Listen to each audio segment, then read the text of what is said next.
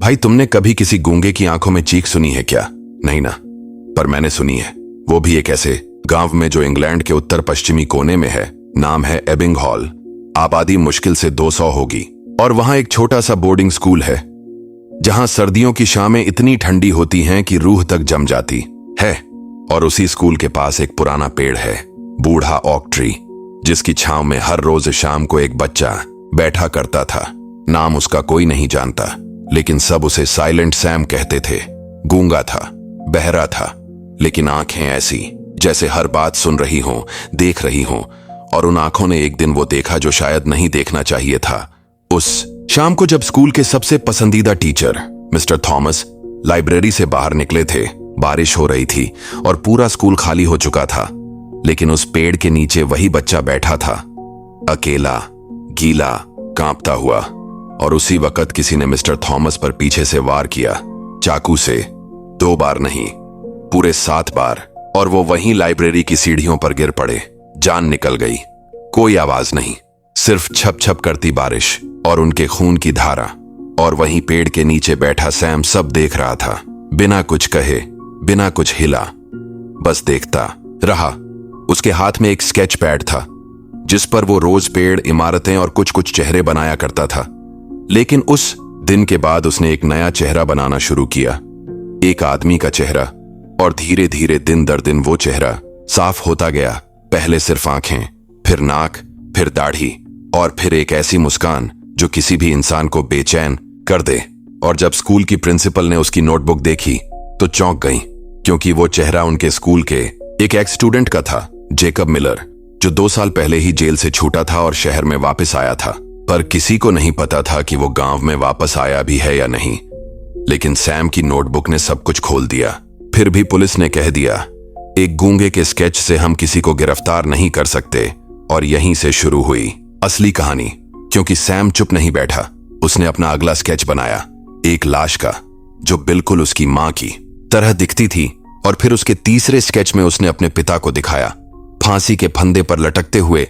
और तब हमें पता चला कि उसके स्केच कोई कल्पना नहीं, बल्कि यादें हैं। उसने अपने पिता को खुद फांसी लगाते देखा था, मां को जहर पीते देखा था, और अब मिस्टर थॉमस को मरते हुए। और उसका स्केच धीरे धीरे कहानी बनता गया, एक ऐसी कहानी जो उस बच्चे के अंदर कई सालों से कैद थी। वो बात नहीं कर सकता था, लेकिन वो सब कुछ याद रखता था, सब कुछ महसूस करता था।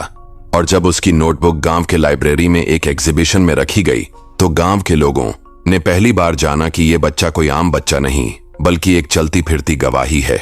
पर अब ट्विस्ट सुनो। एक रात नोटबुक चोरी हो गई और अगले दिन सैम गायब, कोई सुराग नहीं, सीसीटीवी बंद, बारिश फिर से। और वो पेड़, हाँ वही बूढ़ा पेड़, उसके नीचे सिर्फ एक स्केच मिला, एक आंख, बस एक आंख, जिसमें खून के छींटे थे और पीछे लिखा था, ही नोज। अब डर बैठ गया सबके दिल में। पुलिस ने फिर से जांच शुरू की। सैम के कमरे में कुछ नहीं मिला, लेकिन एटिक में, घर के ऊपर वाले स्टोर रूम में, एक दीवार पर चारकोल से बनाई गई 200 तस्वीरें मिली।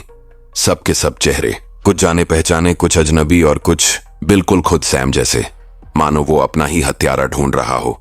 और फिर पुलिस को पता चला कि जेकब मिलर उसका भाई था, सौतेला, जिसने बचपन में उसके सामने ही उसकी मां को जहर दिया था। और अब जब वो वापस आया तो सैम को खत्म करने आया था, क्योंकि वही इकलौता था जिसने उसे पहचान लिया था।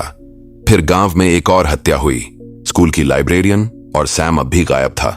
लेकिन उसका नया स्केच फिर से उसी ओक ट्री के पास मिला, जिसमें लाइब्रेरियन की मौत से पहले का दृश्य था। अब पुलिस समझ गई कि सैम अब भी यहीं कहीं है, चुप, छुपा, लेकिन जिंदा, और हर अपराध की तस्वीर बना रहा है। अब पूरी विलेज उसे एक भूत मानने लगी।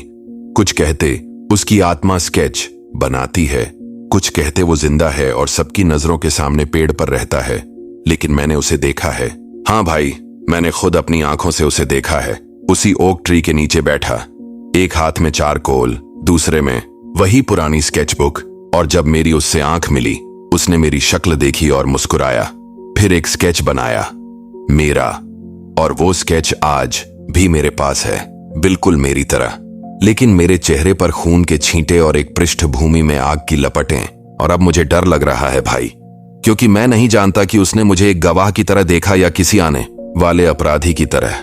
और अगर सैम अब भी देख रहा है तो शायद इस गांव का कोई राज अब भी उजागर होना बाकी है, क्योंकि एक गूंगा बच्चा बोलता नहीं, वो दिखाता है, और उसका दिखाया सच कभी झूठ नहीं होता।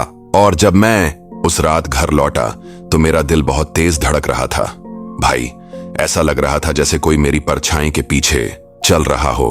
मैं जानता था कि सैम ने जो स्केच बनाया है वो कोई इत्तेफाक नहीं था। उसकी रेखाएं इतनी सटीक थीं कि मुझे लगा जैसे उसने मेरे अंदर का डर, मेरी यादें, मेरा हर वो पल देखा है जिसे मैं खुद भूल चुका था। और जब मैंने अपने कमरे की खिड़की खोली तो बाहर वही बूढ़ा पेड़ दिखाई दिया, पर इस बार वहां कोई नहीं था। सिर्फ ठंडी हवा, पत्तों की सरसराहट और एक धीमा सा रेंगता हुआ डर जो मेरी रीढ़ में उतरता जा रहा था। और तभी दरवाजे के नीचे से एक कागज अंदर सरकता है। मैंने उसे उठाया, खोलकर देखा तो वही फेमिलियर चारकोल की लकीरें थीं, एक ताजा स्केच, और उसमें एक आदमी जमीन पर पड़ा था, उसके गले में लहू और उसका चेहरा मेरा था। मैं कांप गया भाई, मैं दीवार से टिक गया, मेरे हाथ से कागज छूट गया और पहली बार लगा जैसे मैं किसी और की कहानी का किरदार बन चुका हूं। मैं भागा बाहर ओक ट्री की ओर। बारिश फिर से शुरू हो चुकी थी।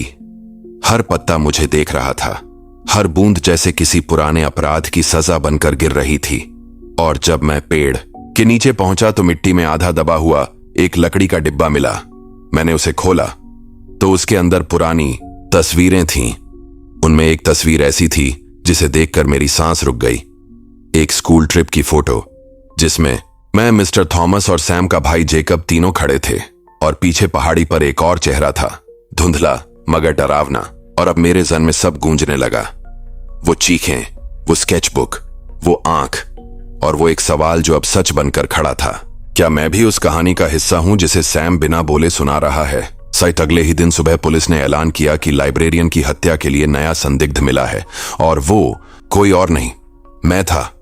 क्योंकि मेरी जैकेट पर खून मिला। मेरी किताबों में लाइब्रेरियन की एक पुरानी शिकायत रिपोर्ट थी, और सीसीटीवी में मुझे लाइब्रेरी के पास देखा गया था उस रात। लेकिन भाई, मैंने कुछ नहीं किया था। मैं तो सिर्फ एक तमाशाबीन था उस कहानी का। या शायद नहीं, शायद सैम ने मुझे किसी पुराने गुनाह की सजा देने के लिए चुना था, क्योंकि मैं और जेकब कभी दोस्त थे, और मैंने ही उस ट्रिप में देखा था कि जेकब ने किसी बच्चे को धक्का दिया था, और मैंने किसी से कुछ नहीं कहा, और वो बच्चा था सैम। वही हादसा जिसके बाद से वो गूंगा और बहरा हो गया। अब समझ आया कि क्यों उसकी आंखों में आग थी, क्यों उसके स्केच मुझे डराते थे। वो बदला नहीं ले रहा था, वो इंसाफ कर रहा था अपने तरीके से, बिना बोले। और जब कोर्ट ने मुझे हिरासत में लिया तब मेरी पहली रात लॉकअप में जैसे किसी पुरानी कब्र में बिताई। अंधेरा, गीली दीवारें और चूहे की चूं चूं।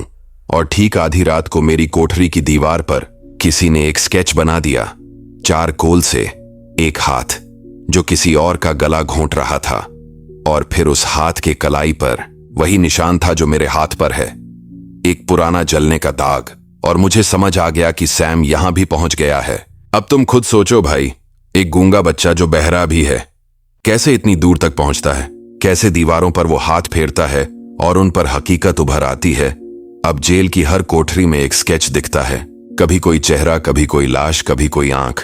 और अब तो जेल के अफसर भी कहते हैं कि जब रात को ओक ट्री से ठंडी हवा आती है तो किसी को सपने में वो स्केचबुक दिखाई देती है, और हर सपना एक अगले गुनाह की निशानी बन जाता है।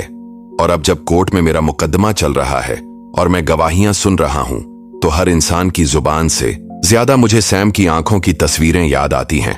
और मैं सोचता हूं कि अगर वो उस दिन स्कूल ट्रिप पर नहीं गया होता, अगर वो पेड़ के नीचे अकेला ना बैठा होता, तो शायद आज वो एक आम बच्चा होता। लेकिन आज वो एक ऐसा चित्रकार है जिसकी कला लहू से भी गहरी है, जिसकी खामोशी चीख से भी ऊंची है, और जिसका इंसाफ कानून से भी तेज है। अब तुम खुद सोचो, क्या वाकई गवाह वही होता है जो बोल सके, या वो जो सब कुछ देखकर भी सिर्फ एक चित्र से तुम्हें बेनकाब कर दे?